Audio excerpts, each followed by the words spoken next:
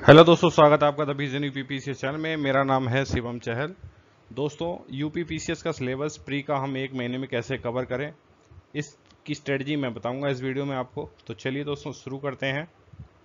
देखिए, करंट बहुत इंपॉर्टेंट होता है, तो करंट को मैंने यहाँ पर डे रखा है कि आप पर डे अगर करंट पढ़ेंगे तो आपके लिए बहुत अच्छा होगा। होता इसमें दिक्कत ये होती है कि एकदम से वर्डन पड़ जाता है बहुत सारा, कि भाई जो हमारा बेसिक सिलेबस है हमें उसे भी ख़त्म करना है और उसके साथ में हमें करंट को भी ख़त्म करना पड़ता है। तो हमारे साथ ज़्यादा दिक्कत आती है। अगर आपको इसको पर डे लेके चलेंगे तब आपको इस तरह की प्रॉब्लम फेस नहीं होगी और आसानी से करंट के क्वेश्चन सारे सही हो जाएंगे। उसके बाद जो स्टार्टिंग है, मान लीजिए कल 11 तारीख है, तो 11 तारीख से अब हम शुरू करेंगे हिस्ट्री को। तो हिस्ट्री हमारा 11 से शुरू होकर 18 को फिनिश हो जाएगा, 18 तारीख को। उसके बाद नंबर आएगा ज्योग्राफी का। तो ज्योग्राफी उसके बाद 19 से हम शुरू करेंगे तो 25 को हमारा ज्योग्राफी भी खत्म हो जाएगा। उसके बाद पॉलिटी। तो पॉलिटी का जो सेक्शन है वो 26 से 31, ठीक है, 5 दिन में ये भी जो हमारा है खत्म हो जाएगा आसानी से।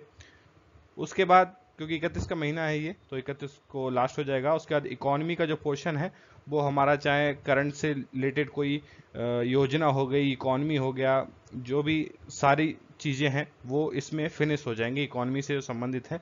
और 4 दिन मैंने इसीलिए रखे हैं इसके, 4 दिन बहुत होते हैं इकोनॉमी के लिए, तो आप जो है आसानी से पढ़ सकते हैं। इसके बाद इन्वायरमेंट का जो सेक्शन है वो इतना बड़ा सेक्शन नहीं है। आप 2 दिन में बहुत आसानी से जो परीक्षा वाणी की इन्वायरमेंट की बुक आती है उसको खत्म कर सकते हैं 2 दिन के अंदर।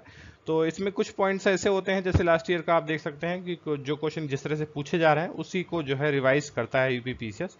तो उसको आप आसानी से देख सकते हैं कि पिछले सालों में क्या क्वेश्चन पूछे गए हैं, उनके हिसाब से पढ़ सकते हैं। तो सारी बुक इंपॉर्टेंट नहीं होती, सब कुछ पढ़ना इंपॉर्टेंट नहीं होता, फैक्ट पर ज़्यादा ध्यान देना पड़ता है। उसके बाद साइंस जो मोस्ट इंपॉर्टेंट है, साइंस और घटनाचक्र से पढ़ने ज़्यादा अच्छा रहता है। ल्यूसेंट जो आती है साइंस की वो भी अच्छी है, आप उसको भी पढ़ सकते हैं। और ये हमारा 8 से शुरू होगा और ये 11 सितंबर को जो है ख़त्म हो जाएगा। तो देखिए, मैंने एक महीने का प्लान बनाया था कि हम अगर 11 अगस्त से शुरू करते हैं तो हमारा सिलेबस 11 सितंबर को किस तरह से ख़त्म होगा। इसके साथ में आप मॉर्निंग में करंट पढ़ सकते हैं पर डे, और उसके बाद जो भी मैंने बताया, जैसे हिस्ट्री बताया 11 से 18 तक, यानी कि कल से 18 तारीख तक, तो आपको पूरा दिन हिस्ट्री पढ़ना है। कुछ लोग करते हैं कि थोड़ा अच्छा नहीं लगता कि पूरा दिन एक ही सब्जेक्ट पढ़ रहे हैं, तो बोरियत हो जाती है।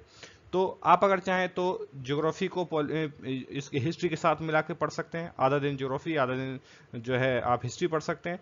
तो इस तरह से आपको ज़्यादा दिन बढ़ जाएगा, आपका 11 से 25 टारगेट हो जाएगा ज्योग्राफी का और जो है हिस्ट्री को एक साथ खत्म करने का। और अगर आप सिंगल पढ़ना चाहते हैं तो सिंगल की तरफ से भी हो सकता है। तो इस तरह से आपका जो कोर सब्जेक्ट होते हैं, जो मेन होते हैं, वो हमारे 11 से 11 तारीख यानी 11 अगस्त से लेके 11 सितंबर तक आसानी से इस तरह से खत्म हो जाएंगे। उसके बाद कुछ क्वेश्चन ऐसे आते हैं जो यूपी स्पेशल होते हैं। यूपी स्पेशल से ज़्यादा क्वेश्चन नहीं होंगे, मान लीजिए हद से होंगे 4 या 5, नहीं तो एक भी नहीं होगा, ठीक है। तो इस तरह से होता है, या 1 2 5 से ज़्यादा का सवाल नहीं उठता। एग्रीकल्चर के भी आपको 3 से 4 क्वेश्चन मिलेंगे, इससे ज़्यादा नहीं मिलेंगे, और हो सकता है एक भी ना मिले, ठीक है। तो ये पोर्शन ऐसे हैं कि आप एक दिन में आसानी से इनको खत्म कर सकते हैं। एक दिन में यूपी स्पेशल खत्म हो जाएगा, एक दिन में एग्रीकल्चर खत्म हो जाएगा, और एक दिन के अंदर ही आपका पॉपुलेशन भी खत्म हो जाएगा। पॉपुलेशन तो मात्र 2 या 3 घंटे का है। जो भी आंकड़े इसके वगैरह होंगे मैं आपके साथ जो है शेयर करता रहूंगा इनके। तो ये एक एक दिन का है, इनका ज़्यादा वर्डन नहीं है। दोस्तों, बात आती है कि 11 सितंबर के बाद क्या किया जाना चाहिए। तो दोस्तों, यहाँ इंपॉर्टेंट है बहुत ज़्यादा, 11 सितंबर के बाद आपकी तैयारी जो है कैसी होनी चाहिए। तो कुछ लोग होते हैं यहाँ पर ढीले पड़ जाते हैं आके, उन्हें लगता है हमने सब कुछ पढ़ लिया, अब कुछ पढ़ने वाला ऐसा रहा नहीं है। जबकि सबसे ज़्यादा मेहनत करने की ज़रूरत आपको आखिरी दिनों में ही होती है। आप पहले 8 घंटा पढ़ते थे, तो लास्ट के डेज में आपको इस तैयारी को 8 घंटा से 12 घंटा में आपको कन्वर्ट करना पड़ेगा, जो ज़रूरत होगी समय की। तो इस टाइम 11 सितंबर के बाद आप क्या कर सकते हैं, जो घटना चक्र आता है, प्रैक्टिस सेट जो आते हैं, लास्ट ईयर के क्वेश्चन जिनके आते हैं, आप उनको पढ़ सकते हैं। जो भी जितने घटना चक्र आते हैं, हिंदी और इंग्लिश दोनों में आ रहे हैं अब तो उनको पढ़ सकते हैं। यहाँ पर घटना चक्र बहुत इंपॉर्टेंट है। आप जो पढ़े होंगे पीछे तो बुक्स से पढ़े होंगे, लेकिन यहाँ पर आपको क्वेश्चन मिलता है तो आपकी अगर गलतियाँ होती हैं तो आप टाइम से पहले या पेपर से पहले आप जो है अपने गलतियों को सुधार सकते हैं।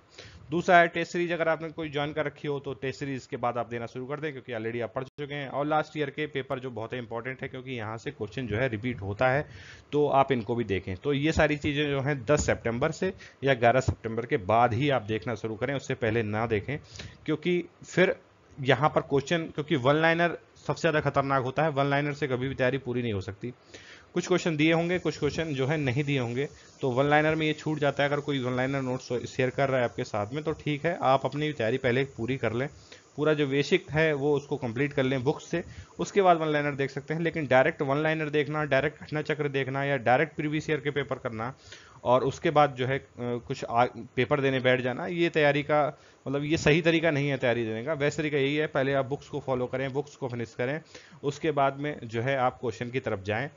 फिर फ़ायदा आपको ये होगा कि जो क्वेश्चन अगर रिपीट भी होगा तो आसानी से 10 या 15 दिन का, अब मान लीजिए 24 सितंबर को पेपर होगा, 10 सितंबर से आपने जो है लास्ट ईयर के पेपर घटना चक्र करना शुरू किया, तो आपको एकदम से याद रहेंगे कि हाँ मैंने 4-5 दिन पहले ये क्वेश्चन किया था, मुझसे गलत हो गया, यही सेम क्वेश्चन जो है पेपर में आ गया है, तो वहाँ पर आपको फ़ायदा होगा। लेकिन अगर आप 11 अगस्त से ही इसको पढ़ना शुरू कर देंगे घटना चक्र को, तो यहाँ पर आपको लॉस हो जाएगा, तो हो सकता है आपको याद ना रहे पेपर में। तो इम्पॉर्टेंट है कि लास्ट के टाइम में जो है ज़्यादा पढ़ेंगे और क्वेश्चन ज़्यादा करेंगे तो आपको डेफिनेटली फ़ायदा होगा। तो दोस्तों इस वीडियो में बस इतना ही, मिलते हैं अगले वीडियो में। Thank you.